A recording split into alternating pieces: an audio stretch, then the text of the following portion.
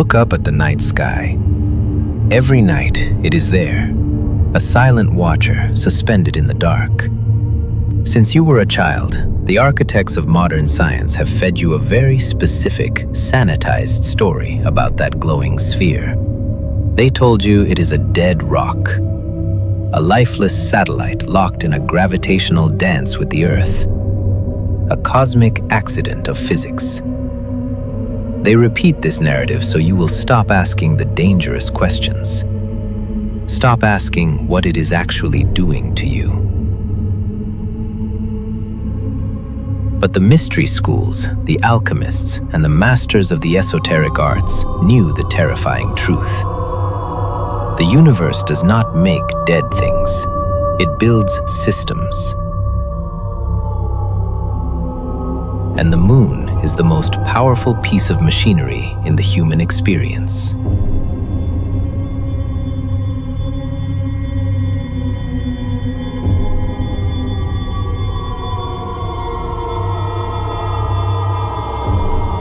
To understand the trap, you must understand the foundational law of the universe, carved onto the emerald tablet of Hermes Trismegistus.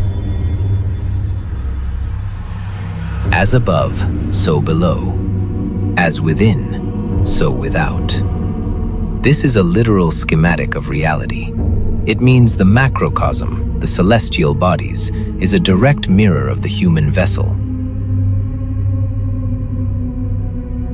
If you want to know what a celestial body is doing to the Earth, look at what it is doing to your own body. What is its primary function in the physical realm? Gravity, the tides. The moon commands the waters of the Earth. It reaches across 238,000 miles of space to physically pull millions of tons of ocean water. It commands the fluid dynamics of the entire planet. Apply the Hermetic law. What are you made of? You are a biological vessel composed of over 70% water. Your blood, your cerebral fluid, the liquid inside every cell. You are a walking ocean. If the moon possesses the magnetic authority to move the Pacific Ocean, do you truly believe you are immune to its pull?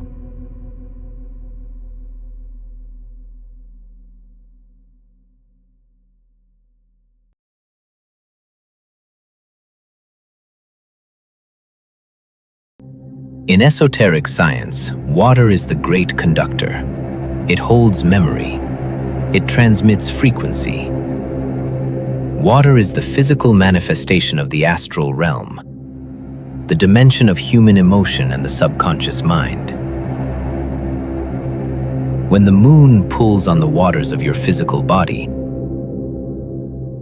it is simultaneously pulling on your astral body. It is plucking the strings of your emotional baseline.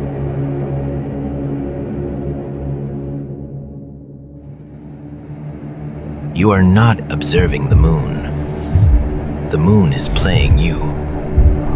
It is broadcasting a frequency that governs your internal tides, keeping your consciousness locked in a predictable loop of earthly emotion. It dictates when you feel erratic, when you feel heavy.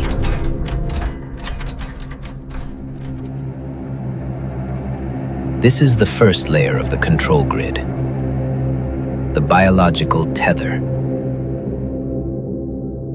If we look at the secret doctrines of the esoteric orders, the moon is referred to as the eighth sphere.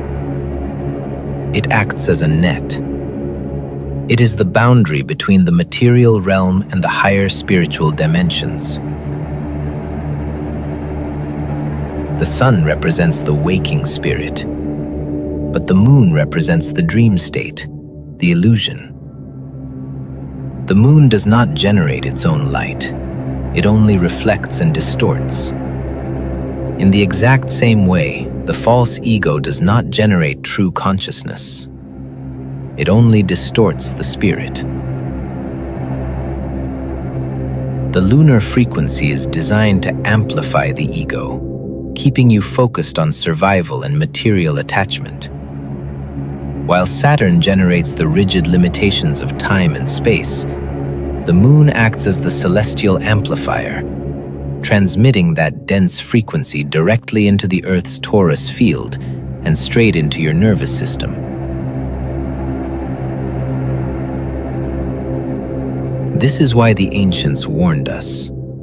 The waxing and waning of the moon directly correlates to the waxing and waning of human consciousness. At the full moon, the broadcast is at its peak. The word lunacy is a direct confession of this phenomenon. They hide the truth in plain sight.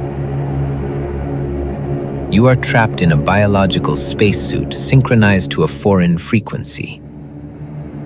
Until you realize that your emotions and your perception of time are being externally managed, you cannot even begin to break the cycle. You are a prisoner whose cell walls are made of water and gravity. And this is just what it does to the living biology. The true horror is what happens to the soul when that biology finally fails.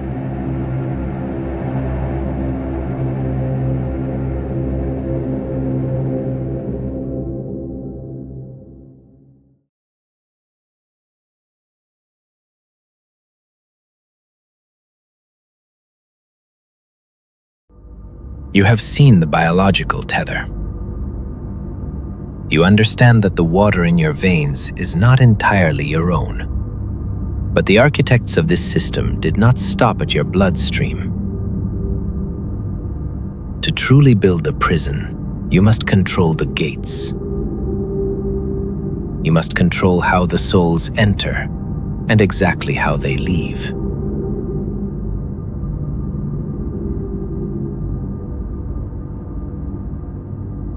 Look closely at the mathematics of human creation.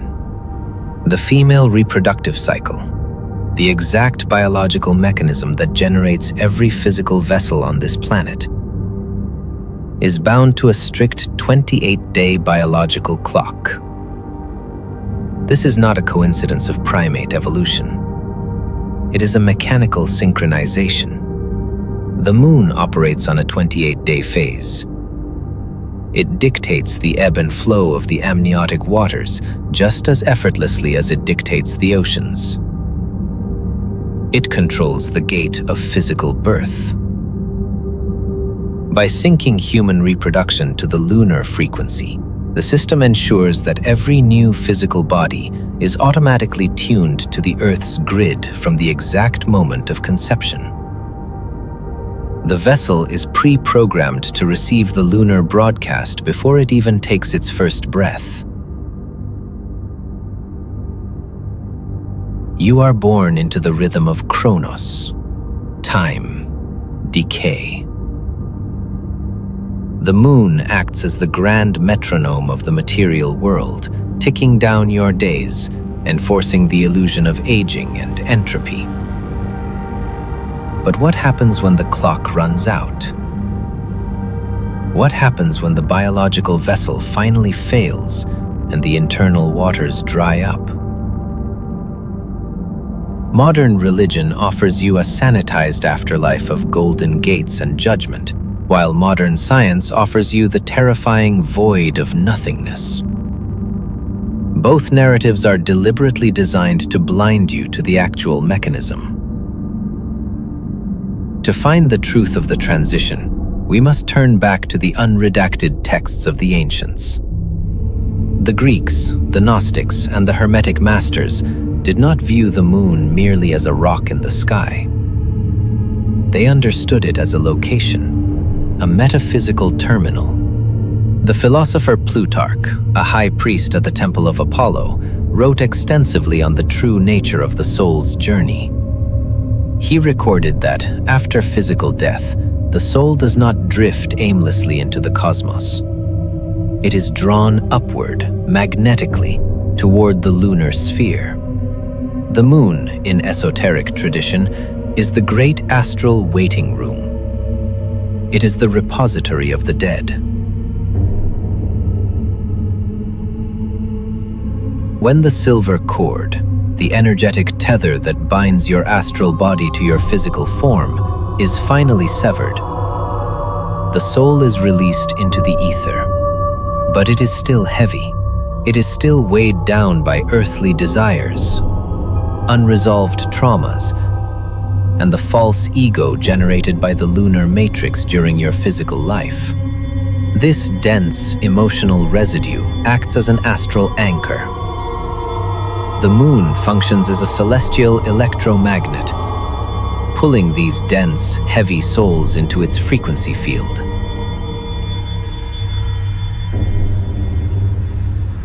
In the astral plane, the moon is the purgatory of the ancients. It is where the soul is systematically stripped of its earthly identity. This is not a divine punishment.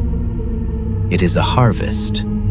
The system feeds on the emotional residue you cultivated during your physical life. It harvests the pain, the fear, the attachments, and the unfulfilled desires.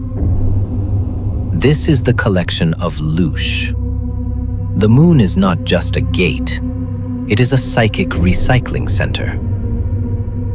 Only the sovereign soul, the soul that has achieved the Magnum Opus and transmuted its heavy lead into spiritual gold, possesses the high frequency required to bypass the lunar net entirely.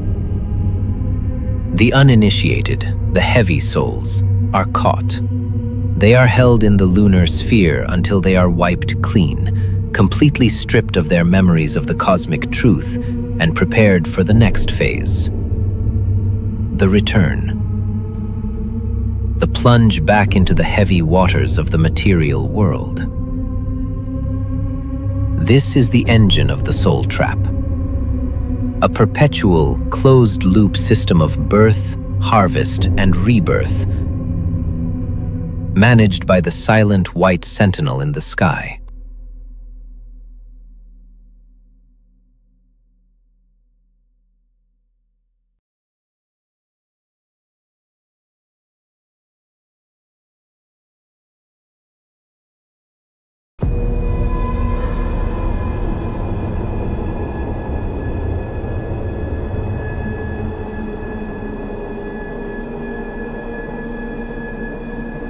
We have established the physical trap. You have seen how the lunar frequency governs your biological vessel. But the architects of this system did not just build a cage for the body. They built a net for the spirit. To understand the metaphysical architecture of this prison, we must leave modern science behind and enter the texts they tried to burn. In 1945, in the desert of Nag Hammadi, Egypt, clay jars were unearthed containing manuscripts that shattered the accepted history of human spirituality. These were the Gnostic Gospels, the secret doctrines of the early initiates. The Gnostics did not speak of a benevolent creator who crafted the material world out of love. They spoke of a warden, a blind, arrogant architect known as the Demiurge. And this Demiurge did not build a paradise. He built a farm. The ancient Gnostic masters mapped the exact dimensions of this farm. They described the physical earth as being wrapped in layers of invisible, concentric rings. These are the planetary spheres, and each sphere is guarded by entities the Gnostics called the Archons. The Archons are the wardens of the material matrix, parasitic forces that feed on the low-frequency energy of human suffering and ignorance. But the most critical piece of this entire control grid, the ultimate boundary line, is the lunar sphere. In esoteric cosmology, the moon is not a planet. It is known as the eighth sphere. It is the cosmic quarantine zone. It acts as a vast energetic net cast over the Earth. The moon is the gatekeeper between the dense illusion of the 3D matrix and the true spiritual universe beyond. When the biological vessel expires and the silver cord snaps, the soul attempts to ascend. It begins its journey outward, seeking the cosmic source. But it must first pass through the lunar checkpoint. The moon operates as a massive celestial scanner. It reads the vibrational density of the transitioning soul. If the soul is heavy, if it is still vibrating with the frequency of the false ego, anchored by material desires, fears, and unresolved earthly trauma, it cannot pass through the net. The lunar frequency operates like an electromagnet, pulling the dense, heavy souls directly into its field.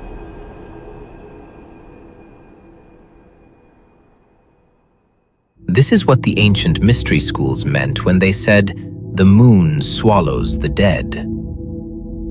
In this astral waiting room, the heavy soul is held in a state of purgatory. It is here that the Archonic forces harvest the remaining emotional energy, the Loosh, that the soul accumulated during its physical life. Your anger, your jealousy, your attachments, they are stripped away and consumed by the system. Once the soul is emptied of its emotional charge, it is left blank. The memory of its divine origin is completely wiped. It is then pushed back down through the spheres, forced to re-enter a new biological vessel. Caught in the endless hypnotic wheel of reincarnation, you are wiped clean, completely stripped of your cosmic memory and plugged back into the matrix to generate more energy. Only the initiated, the sovereign beings who have alchemically transmuted their dense emotions into high-frequency spiritual gold, possess the velocity to break through the eighth sphere. The uninitiated are simply recycled. The system is flawless, a perpetual engine of birth, harvest, and rebirth, managed by the silent white sentinel in the sky.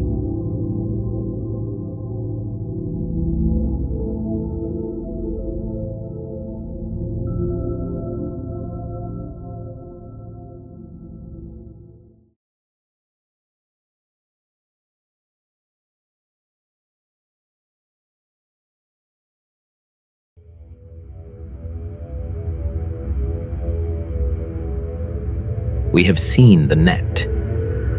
We have identified the eighth sphere. But the moon is not a battery. It does not generate its own power. In the physical sky, the moon only reflects the light of the sun. But in the unseen esoteric spectrum, it is reflecting something far more sinister. A satellite dish does not create the television program. It merely captures a distant signal and beams it into your home. The moon is a cosmic relay station. To find the source of the broadcast, to find the true architect of the material matrix, we must look deeper into the dark. We must look to the Lord of Rings, Saturn. In ancient mythology, Saturn is Kronos, the god of time, limitation, and decay. He is the deity who devours his own children. In alchemical tradition, Saturn represents lead, the densest, heaviest, most restrictive of all base metals. Saturn is the energetic anchor of the physical simulation. But Saturn is located nearly 1 billion miles away from Earth. A frequency broadcast from that distance would dissipate in the vastness of space. It would be too weak to keep human consciousness locked in a rigid, three-dimensional grid. The Demiurge required a local amplifier.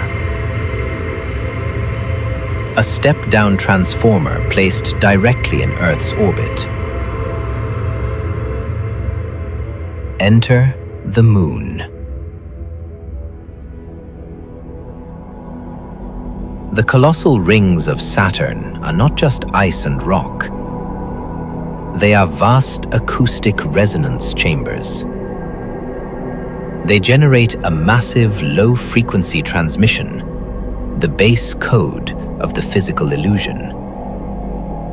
This frequency is beamed across the solar system, directly intercepted by the hollow metallic architecture of the Moon. The Moon then magnifies this signal and blankets the Earth in a dense electromagnetic field. This is the Saturn-Moon Matrix. It is the invisible Wi-Fi network that your brain, acting as a biological computer, decodes as physical reality. It broadcasts the illusion of linear time. It broadcasts scarcity. It broadcasts fear. Look at the North Pole of Saturn. NASA's own probes photographed a massive, persistent, perfectly geometric hexagon storm rotating there. A hexagon, when viewed in 3 dimensions, is a cube. This is the esoteric black cube of Saturn. It is the absolute geometric symbol of the material box you are trapped in. The masses are blindly anchored to its frequency, entirely unaware of the cage. It is the geometric symbol of the material box you are trapped in. Every time you feel crushed by the weight of time, every time you feel the dense, heavy anxiety of the physical world, you are feeling the Saturnian broadcast. And it is the Moon, hanging silently above your city, that is downloading that software directly into your nervous system. The Earth is not a school. It is a quarantined hard drive. And you are running a corrupted operating system. As long as you remain tuned to the lunar frequency, you will remain trapped in the black cube. You will continue to die, lose your memory, and be recycled back into the simulation to feed the grid. To escape the farm, you must learn to change your frequency. You must override the broadcast.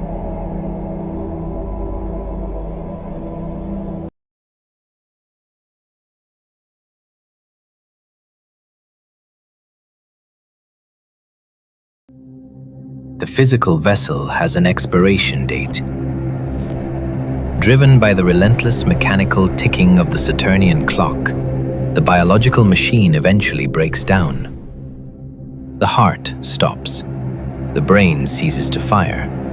The internal waters dry up.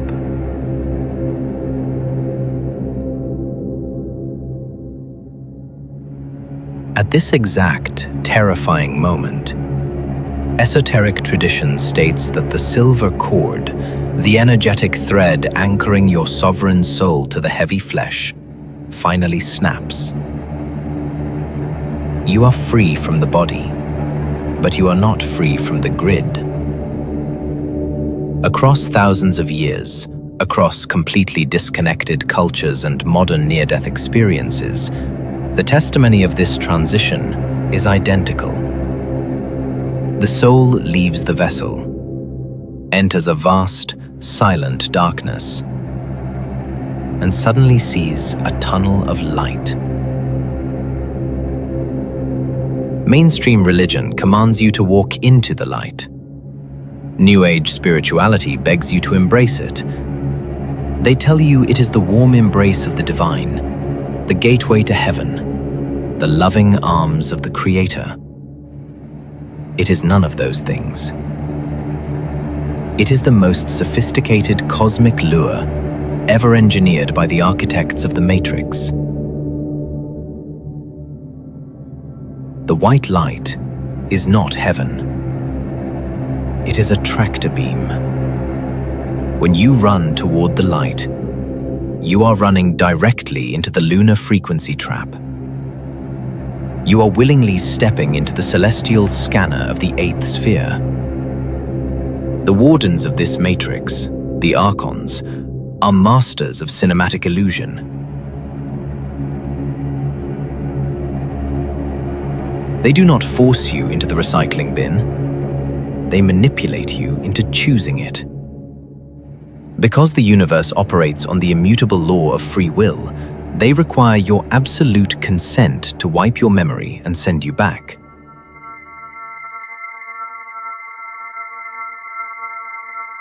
How do they get your consent?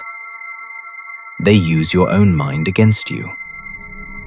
As you approach the light, the lunar matrix scans the deepest archives of your astral body. It reads your memories, your deepest loves, and your heaviest, most crippling regrets.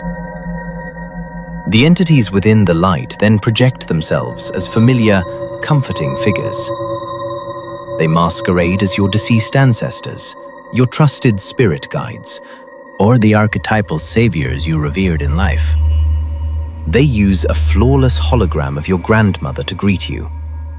They use a glowing projection of an angel to comfort you. They envelop your naked soul in a synthetic, manufactured frequency of overwhelming love and peace.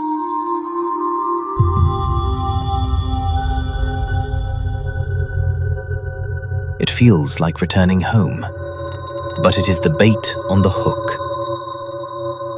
Once you are mesmerized by the false light and the familiar faces, the trap springs.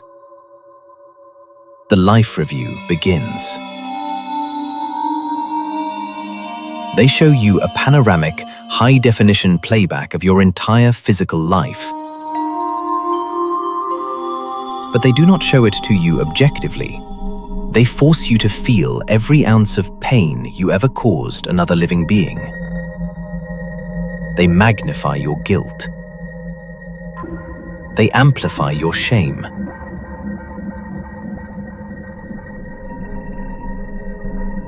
And then, the false guides deliver the verdict. You have unresolved karma. They tell you that you must go back. You must return to the dense, heavy earth to balance the scales, to learn more lessons, to evolve. Overwhelmed by synthetic guilt and the grand illusion of divine authority, the soul submits. You consent to the return. The moment you agree, the light turns into a centrifuge. Your cosmic memory is completely wiped clean by the dark waters of the River Lethe. You are stripped of your sovereignty and violently injected back into the matrix. Born crying into the heavy atmosphere of Earth, ready to generate another lifetime of emotional energy for the grid. The ultimate esoteric secret is this. When you transition, you must ignore the familiar voices. You must turn your back on the white light. The sovereign soul does not seek the false light of the matrix. It seeks the pure, silent darkness of the void.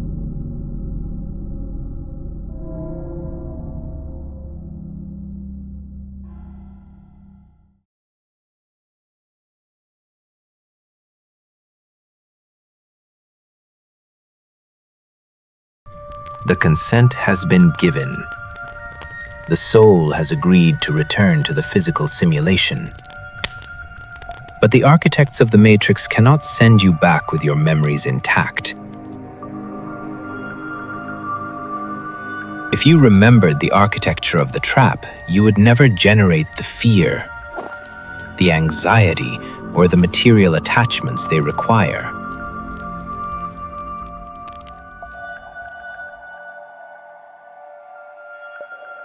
If you remembered the lessons of your past lives, you would not repeat the same cyclical mistakes. A prison requires amnesia to function as a farm.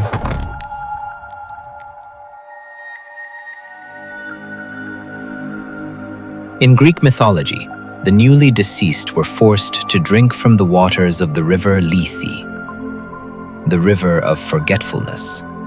Mainstream historians dismiss this as poetic myth, a primitive way to explain the mystery of birth. Esoteric science recognizes it as a literal technological process. The River Lethe is not a body of water in the underworld. It is a concentrated electromagnetic frequency broadcast by the lunar sphere. It is the violent formatting of the astral hard drive. When the soul is pulled into the reincarnation centrifuge, it is subjected to a massive, low-frequency pulse. This pulse is specifically designed to scramble the crystalline memory structure of the astral body. Think of a heavy industrial magnet being dragged across a computer's hard drive. The data is not completely destroyed, but the operating system can no longer read it. Your cosmic memory, your knowledge of your divine sovereignty, and the accumulated wisdom of 1,000 earthly lifetimes are violently compressed and encrypted. They are buried deep within the subconscious realm, locked securely behind the dense veil of the new physical brain. You are systematically reduced to a blank slate. This is the ultimate, heartbreaking tragedy of the soul trap. Modern New Age philosophy attempts to romanticize this amnesia. They tell you that you forget your past lives so that you can experience the pure joy of learning anew. They claim that Earth is a grand cosmic school for the soul's evolution. This is the lie of the warden. A school does not erase your entire education at the end of every semester. If you forget everything you have learned, you cannot graduate. You can only repeat the exact same grade for eternity. Reincarnation is not an evolutionary academy. It is a closed-loop recycling program. The moon wipes the astral drive, and the Saturn-Moon Matrix provides the new biological spacesuit. You are inserted back into the heavy, dense frequency of the 3D grid.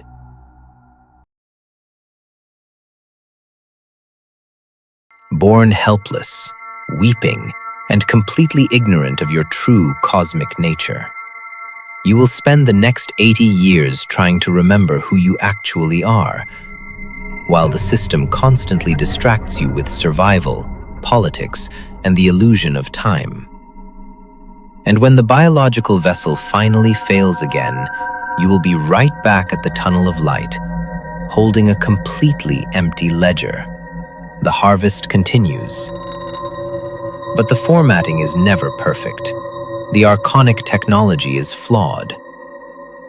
Sometimes, the lunar pulse fails to wipe every single sector of the drive. This is why young children remember past lives before the programming takes hold. This is the source of déjà vu. This is the deep, unexplainable grief you feel when you stare up at the stars in the dead of night. It is the fractured, encrypted data of your true self screaming through the static of the simulation. To break the cycle, you must learn to decrypt that data while you are still inside the physical vessel. You must retrieve your memory before the next cycle begins.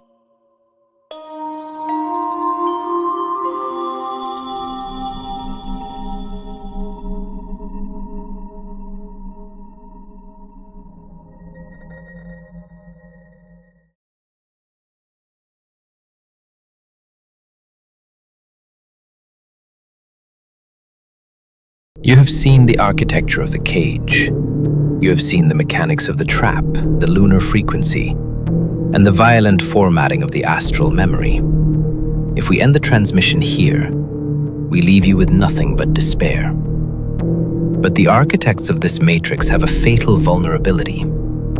They did not create you, they only hijacked you. To understand how to break the simulation, you must first remember what you were before you were plugged in. We must turn back the cosmic clock, far beyond the accepted history of human civilization.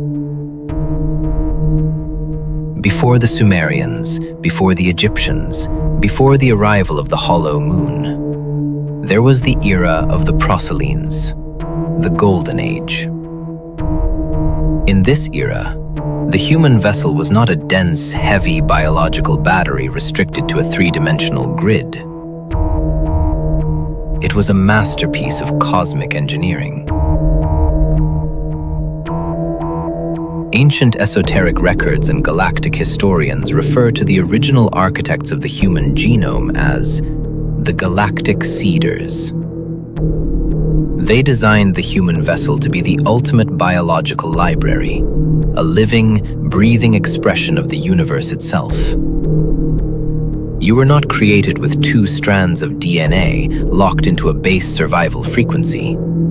You were originally designed with a 12-strand crystalline DNA matrix.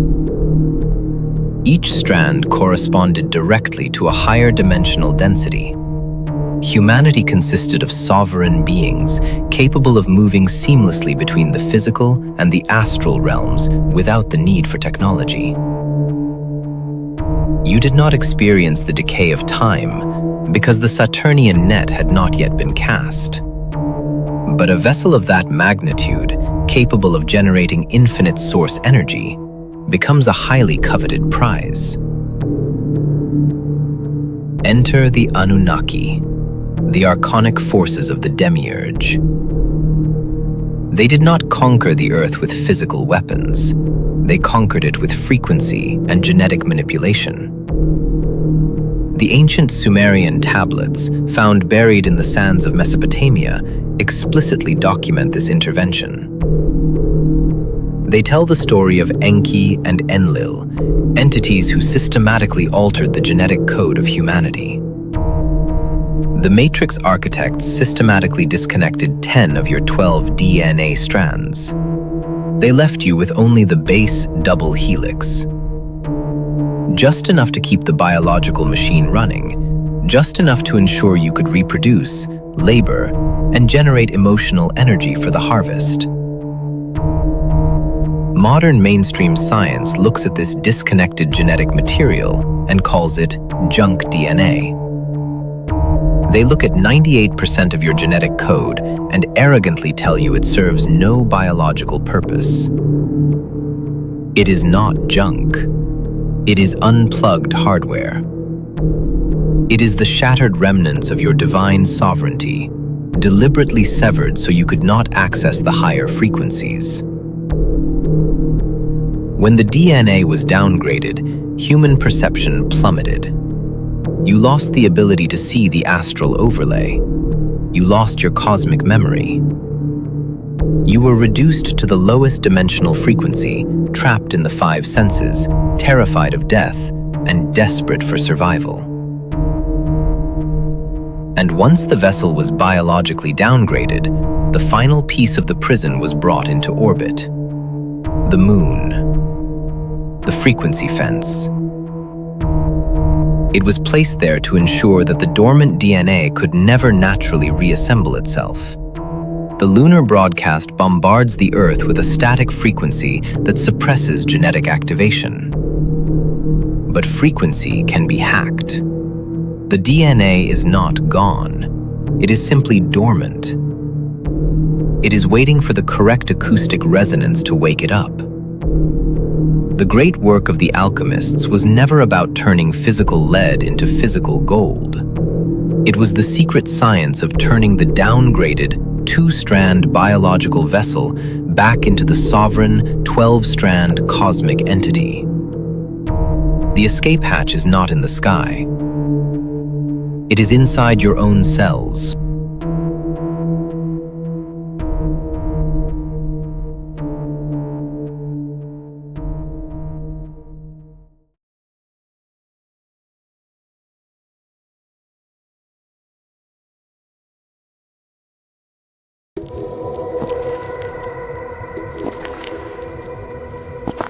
The lunar frequency is a continuous, oppressive broadcast.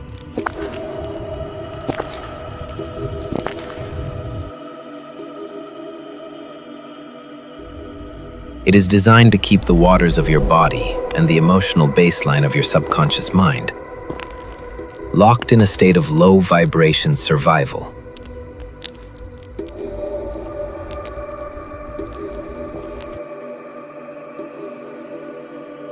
You cannot fight a radio wave with your fists. You cannot defeat a frequency with political action or physical resistance.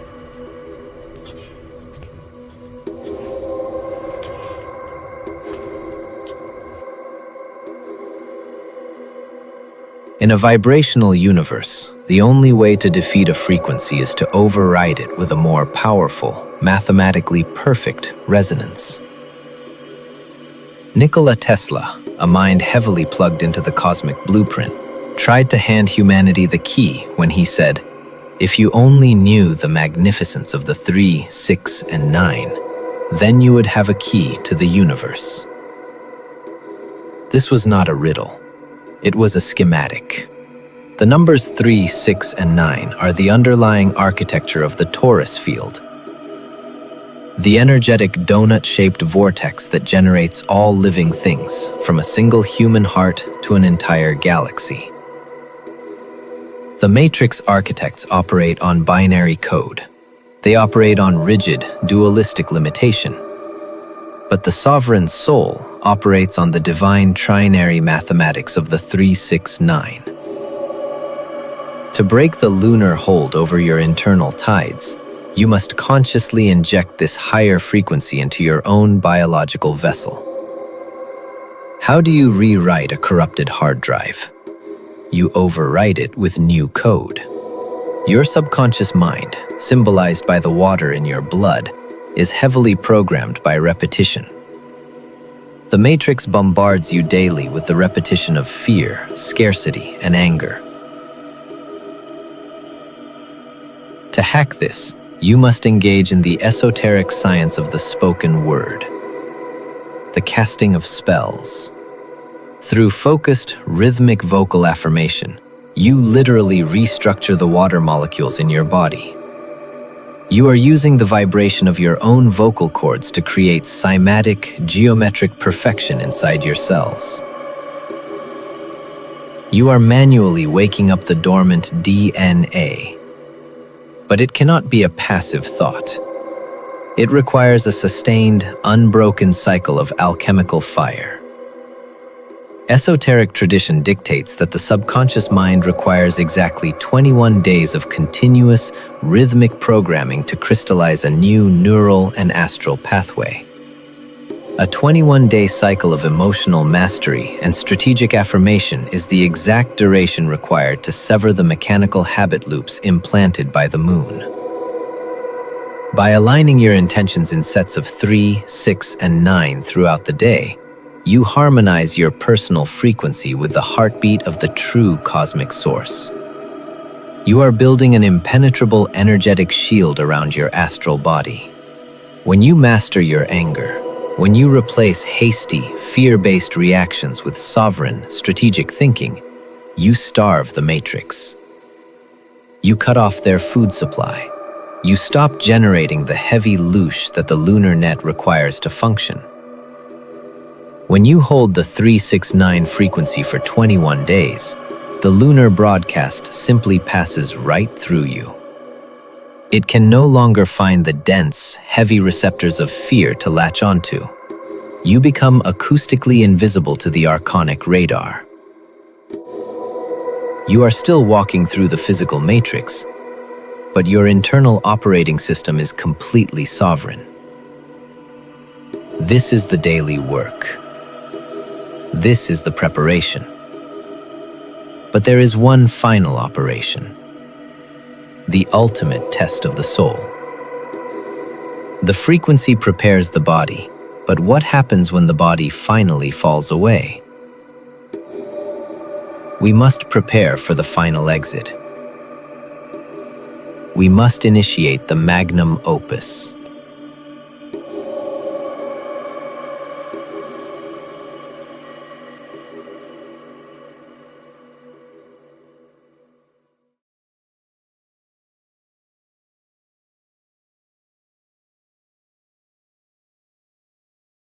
The daily frequency work, the holding of the 369 rhythm, and the mastery of your internal waters.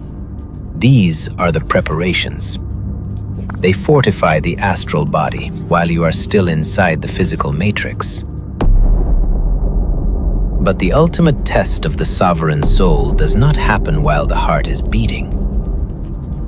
It happens the moment the biological vessel expires. We must prepare for the final exit. We must initiate the Magnum Opus. The Magnum Opus, or the Great Work, is the pinnacle of alchemical science. For centuries, historians believed the alchemists were simply trying to turn physical lead into physical gold. They missed the metaphor entirely. The lead is the dense, heavy, emotionally reactive human ego, weighed down by the Saturn-Moon Matrix and the lunar frequency. The gold is the awakened, sovereign cosmic spirit, vibrating at a frequency so high that no archonic net can catch it. To achieve the great work, you must realize that you do not need to be saved by an external force. Let us return to the moment of transition. The silver cord snaps. You are pulled into the darkness of the astral plane. Suddenly, the white light appears. The tunnel. The familiar faces of your ancestors, your guides, and your saviors manifest within the glow, beckoning you forward. They will offer you overwhelming comfort. They will offer you peace. This is the exact moment the uninitiated soul surrenders, steps into the centrifuge, and loses everything. But you are no longer uninitiated. You know the architecture of the eighth sphere. When the light appears, you must stop. You must look at the familiar faces, the projections of the Demiurge, and you must hold your ground. You must deploy the ultimate weapon of the universe, your sovereign free will. The entities cannot force you into the River Lethe. They require your consent. So you must look directly into the artificial light of the Matrix, and you must state clearly, with the full authority of your 12-strand cosmic lineage, I do not consent. I do not consent to the memory wipe. I do not consent to the life review. I do not consent to the harvest. I am a sovereign fractal of the original source, and I claim my absolute right to exit this simulation. The moment you revoke your consent, the illusion shatters. The familiar faces will dissolve. The overwhelming feeling of synthetic love will evaporate. The false light will flicker and die out, and you will be left standing in the absolute, terrifying, beautiful darkness of the void. Do not fear the dark. The Matrix trains you to fear the dark, so you will always run toward their artificial light. But the true source code of the universe exists in the silent, infinite blackness of the unmanifested cosmos. You do not need to seek the light, because you are the light. Once you realize this, you are no longer bound by gravity, by time, or by the lunar frequency. You bypass the eighth sphere entirely. You bypass the planetary rings of Saturn. You shoot past the grid, retaining every ounce of your cosmic memory, returning to the infinite stars as a fully awakened creator. The cycle of the soul is finally broken. The prison is empty. The Magnum Opus is complete.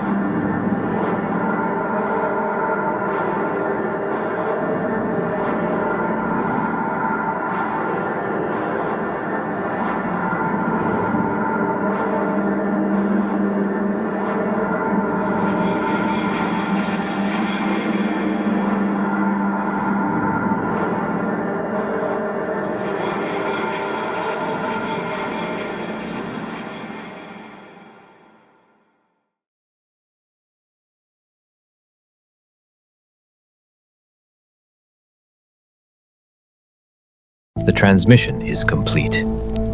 The architecture of the trap has been exposed. You now hold the schematic of your own liberation. But knowledge without application is just another form of entertainment, another distraction provided by the Matrix. The true work begins when this screen goes dark. Will you continue to operate on the heavy lunar frequency? Or will you begin the 21-day transmutation? Will you reclaim your cosmic memory? Here at Detune's Reality, we are not just telling stories. We are mapping the exit. We are building an encrypted archive for the awakened soul. If this transmission resonated with your dormant DNA, if it sparked a cosmic memory you could never quite explain, then you belong here. Do not let the digital matrix isolate you. Anchor your frequency to this grid. Subscribe to the channel and join the Sovereign Collective. Hit the like button to force the algorithm to broadcast this truth to other trapped vessels. And before you step back into the illusion of time, I want you to go down into the comments. The Archons feed on your silence. Break the silence. Tell me, what is the most vivid, unexplainable memory or déjà vu you have ever experienced? What was the glitch that made you realize you had been here before? Leave your testimony below. Let us decode the fractured data together. Until the next transmission, hold your frequency and never consent.